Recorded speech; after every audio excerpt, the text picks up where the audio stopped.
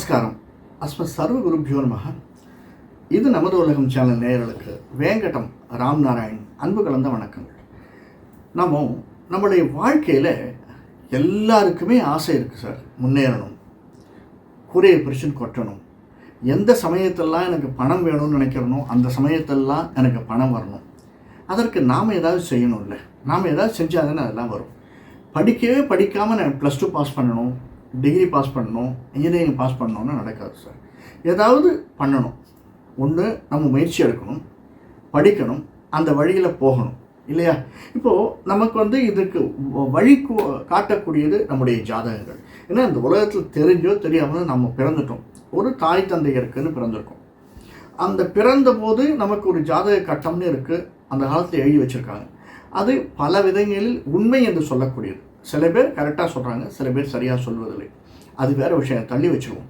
ஏன்னா நம்ம படிக்கக்கூடியது நம்மளுக்கு 100% வந்துடுறதா? நாம் எழுதினா எல்லோரும் கரெக்டாக மார்க் வாங்குறாங்க இல்லை, சில பேர் சரியாக மார்க் வாங்குறாங்க, சில பேர் மார்க் போடுறதில்லை. அந்த மாதிரி தான் அதுவும் சரியா. ஆனால் இப்போது ஒவ்வொரு யோகத்தை பற்றி நம்ம பார்த்துட்டே வரோம். ராஜயோகம் அப்படின்னா என்ன?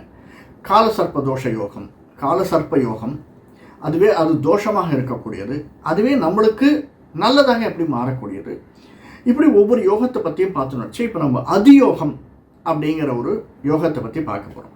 இந்த அதியோகம் அப்படின்னா, அதியோகத்தில் எது முக்கியம் அப்படின்னா, சந்திரனுக்கு 6, 7, 8 சுபர்கள் இருக்கணும் சார். இப்போ உதாரணத்துக்கு சந்திரன் மேஷமில் இருக்கான்னு வச்சுக்கோங்க. சந்திரன் மேஷத்தில் சந்திரன், மேஷத்தில் சந்திரன், அந்த சந்திரனுக்கு 6, 7, 8 சுபர்கள் இருக்கணும். குரு, புதன், சுக்கிரன். இதில் சில பேர் புதனை சேர்த்துப்பாங்க, சில பேர் சேர்த்துக்கிறது இல்லை.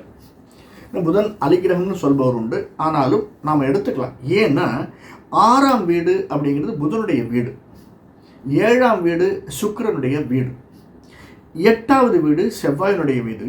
இருந்தாலுமே குரு எந்த இடத்துல இருந்தாலுமே நன்மை செய்யக்கூடியவர். 7 இருந்தான்னா குரு நம்முடைய மேஷத்தை பார்ப்பார், 8 இருந்தாலும் 2ஆம் வீட்டை பார்ப்பார், நம்முடைய 4ஆம் வீட்டை பார்ப்பார் குரு. ஸோ அதனால் குரு 6, 7, 8 அவர்கள் 3 பேரும் தனியாகவோ அல்லது சேர்ந்தோ இருந்ததுன்னு வச்சுக்கோங்களேன், நமக்கு வாழ்க்கையில் ஒரு தரமாவது ஒரு முதலாளி ஸ்தானத்தில் உட்காரக்கூடிய யோகம் இருக்குது சார். அந்த யோகம் அதியோகம். அதாவது என்ன அப்படின்னா, நம்ம பிஸ்னஸ் ஆரம்பிக்கிறதுக்கான யோகம். சரி சார், எனக்கு பிஸ்னஸே ஆரம்பிக்க முடியாது, மற்ற கிரகங்கள் எப்படி இருக்குன்னு தெரியாது அப்படின்னா, அந்த முதலாளித்துவம் நாம் ஆக்டிங் அப்படின்னு சில பேர் சொல்லுவாங்க. Acting CM, acting general manager அப்படின்னு.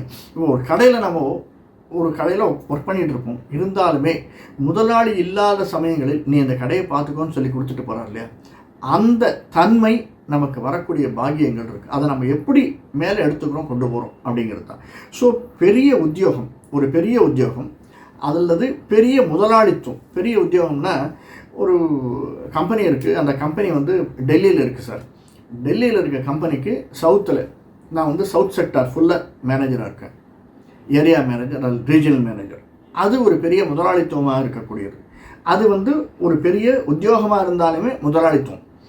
அடுத்தது இந்த சந்திரனுக்கு 6, 7 இருக்கக்கூடியவர்கள் சேர்ந்தோ தனியாகவோ இருக்கக்கூடிய சுபர்கள் இருந்ததுன்னா போலீஸ் துறையில் வேலையில் இருக்கிறதுக்கு சான்சஸ் இருக்குது. ஏன்னா போலீஸ் துறை அதிகாரத்தை கொடுக்கக்கூடியது. அவர்கள் கையில் தண்டம் இருக்கும், அதிகாரம் கொடுக்கறது. அதனால் அந்த அதிகாரம், உத்தியோகம், பெரிய இடம், முதலாளித்துவம், இதெல்லாம் அதிகாரத்தை கொடுக்கக்கூடியது. அந்த அதிகாரம் நமக்கு இருக்கும். இப்போ மேலே உத்தியோகம் நல்லா இருக்கணும், முதலாளித்துவமாக இருந்தால் என்ன, பண வசதி நிறைய உண்டு. இந்த 3 இடங்களிலும் இருந்தால் பண வசதி, அந்த சந்திரனுக்கு மட்டும் இல்லை, அந்த இடம் மேஷ லக்னமாகவும் இருந்தால் 7, 8 அப்படின்னா நிச்சயமாக இவர்களுக்கு சொந்த வீடு இருக்கணும். சொந்த வீடு நிச்சயமாக உண்டு. அது உச்ச வீடாகவும் இருந்ததுன்னா இந்த 3 பேரில், அதாவது புதன் கன்னியில் 6வது வீடு, ஆனால் அந்த வீட்டில் அவர் உச்சம், அதுவே ஆட்சி. 7வது வீடு சுக்கிரன், அங்கே அவருடைய ஆட்சி. இப்படி இருக்கக்கூடிய இதில் குருவும் ஆட்சியாகவோ உச்சமாகவோ வேறு இடத்துல இருந்தாலும், குருவனுடைய பார்வை இருந்தாலும், அல்லது குரு இங்கே, ஏன்னா குரு அடுத்தது நம்முடைய 9ஆம் இடத்துல தான் குரு. ஏன்னா தனு ராசிக்கும் மீனராசிக்கும் அதிபதி தான் குரு. அதனால் மற்ற 2 பேர், இந்த 3 பேரில் 2 பேர் இருந்தால் கூட நிச்சயமாக 2 பேர் சேர்ந்து இருந்தாலோ, இந்த 3 பேரும் சேர்ந்து இருந்தாலோ, தனியாகவோ இருந்தாலோ நமக்கு அதியோகம் என்ற யோகம் உண்டு. நிச்சயமாக நாம் அதை வாழ்க்கையில் அட்டைன் பண்ணியே தீர்வோம். வேறொரு காணொளியில் வேற ஒரு யோகத்தை பற்றி சந்திப்போம். நன்றி, வணக்கம். நன்றி. இந்த காணொளி பிடிச்சிருந்ததுன்னா லைக் பண்ணுங்கள், சப்ஸ்கிரைப் பண்ணலாம் சப்ஸ்கிரைப் பண்ணுங்கள், ஷேர் பண்ணுங்கள். வணக்கம்.